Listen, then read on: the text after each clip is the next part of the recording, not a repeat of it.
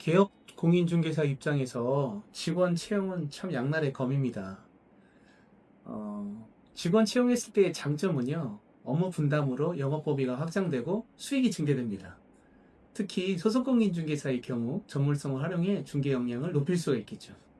근데 단점은 고정 지출인 인건비가 부담되고요, 직원 관리 및 교육에 대한 부담이 발생합니다. 또 직원의 중개 사고도 개공의 책임이니까요. 이번 부분들이 단점으로 지적될 수 있겠네요. 또 두 번째는요, 소공과 중개보조원의 선택인데, 일반적인 얘기를 하자면 영업 초기에는 고정비가 좀 부담이 되죠.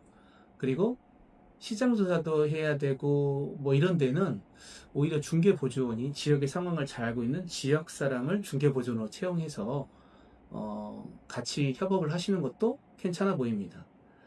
그 다음에 이제 사업이 안정화가 됐다라고 가정한 중개사님들 입장에서는 일단 좀 전문성도 필요하고, 또 그 다음에 우리가 좀 책임을 부여해서 업무를 할 수 있는 소속공인중개사를 채용하는 것이 일반적으로 선호되고 있죠.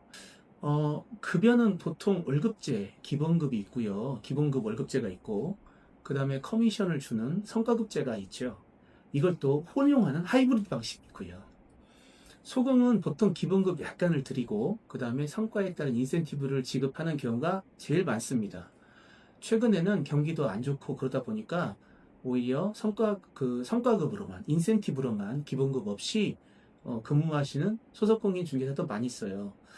이게 뭐 옳다 그르다 얘기할 수는 없습니다만, 예를 들어서 아이가 아직 어리다거나 이런 분들은 사실 개업을 해서 사무실 운영하는 것들이 자금적인 부분보다도 여러 가지 어떤 시간적 여유가 안 되기 때문에 소속공인 중개사로 들어가셔서 시간의 구애를 받지 않으시고 업무적으로 인정받는 것은 업무적으로 인정받아서 인센티브제로 하는 것도 제가 볼 때는 괜찮은 선택이라고 생각이 됩니다.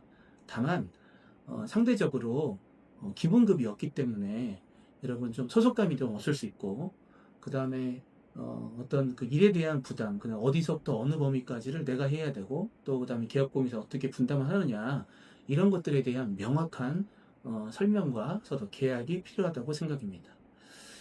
보조원 같은 경우는 법적으로 단순 업무 보조만 가능합니다. 그렇죠?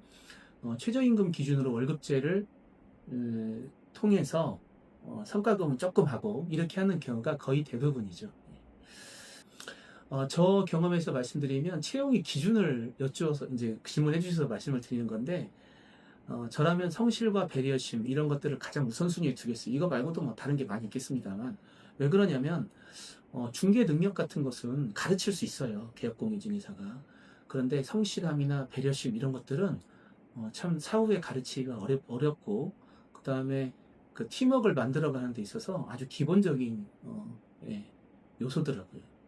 현명한 직원 채용으로 여러분의 중개업을 한 단계 성장시킬 수 있으시길 저도 응원하겠습니다.